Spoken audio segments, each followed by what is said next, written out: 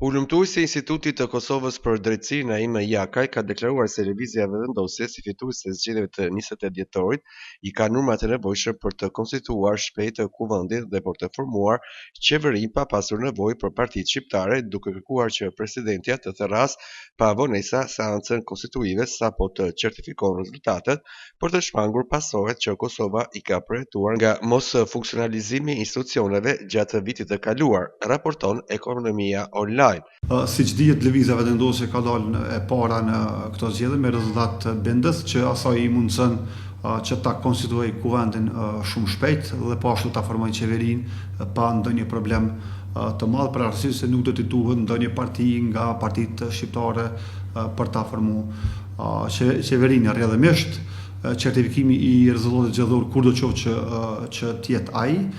presidentja do duhet që të aktivizohej menjëherë në mënyrë që të thrasë seancën konstitutive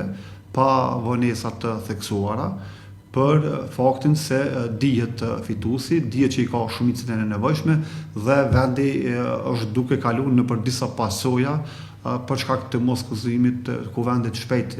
vitin e kaluar dhe formimit të një qeverie legjitime dhe legale. Dhe për këtë arsye,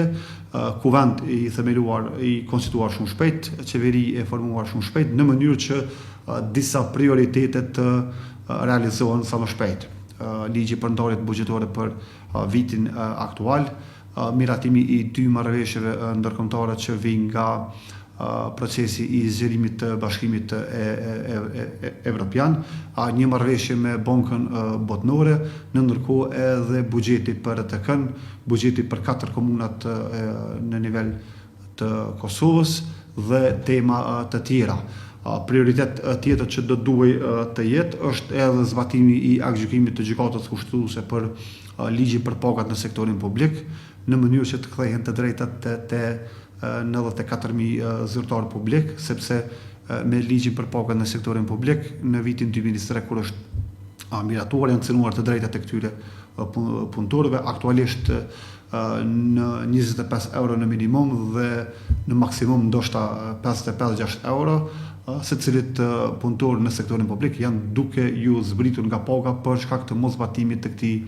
aktgjykimit të